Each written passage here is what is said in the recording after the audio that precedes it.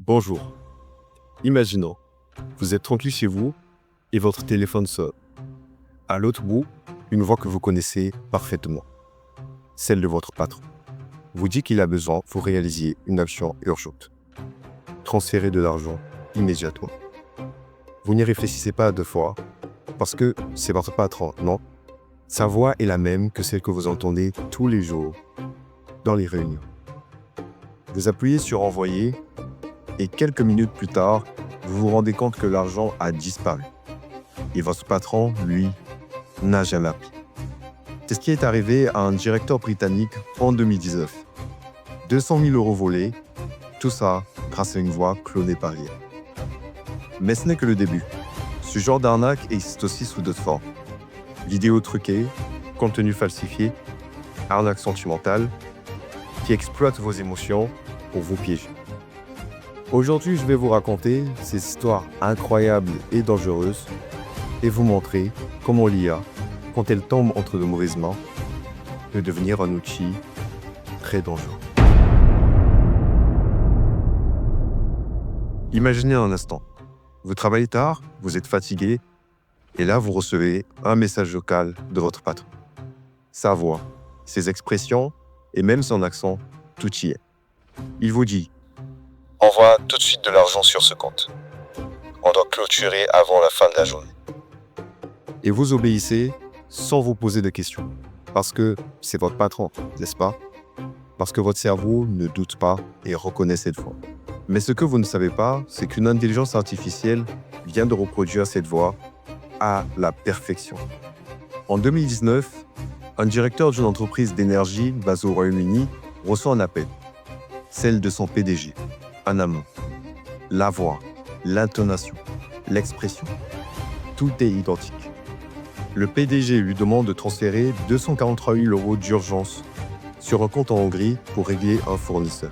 L'ordre semble logique, professionnel, pressant, alors il s'exécute. Mais ce qu'il ignore, c'est que la voix au téléphone n'était pas humaine. Elle avait été entraînée par un logiciel d'intelligence artificielle entraîné à partir de plusieurs minutes audio publiques de son vrai patron. Les enquêteurs ont ensuite découvert que les escrocs avaient utilisé une technologie de clonage vocal pour reproduire la voix à l'identique. Timbre, rythme, accent allemand. Résultat, 243 000 euros volés. Ce n'est qu'après un deuxième appel suspect que le directeur a pris conscience qu'il avait été dupé. Ce n'est pas de la science-fiction. Aujourd'hui, avec des outils accessibles en ligne, parfois même gratuits, quelques minutes d'audio suffisent à cloner une voix. Des plateformes comme Eleven Labs, Meta Voice ou Vaili de Microsoft peuvent recréer une voix avec une précision effrayante. Ce type d'escroquerie a même un nom, l'arnaque aux signaux, et elle explose dans le monde entier. Interpol is launching a global public awareness campaign on business email compromise next month. That's a growing crime where the attackers get access to a corporate email account and spoofs the owner's identity to commit scams. 5 minutes d'enregistrement public de votre patron, c'est ce qu'il faut pour reproduire parfaitement sa voix. Chaque souffle, chaque intonation. Et maintenant, imaginez la même chose sur le continent africain. Des startups, des PME, des institutions financières, souvent sans politique de sécurité claire. Un appel, une voix familière, une demande urgente, et c'est ce qu'il faut pour faire tomber tout un service. Dans nos pays, on n'en parle presque pas. Mais demain, ça pourrait être un patron à Abidjan, un fonctionnaire à Kinshasa ou un comptable au Sénégal. Parce que le danger, c'est que la technologie se démocratise plus vite que la vigilance.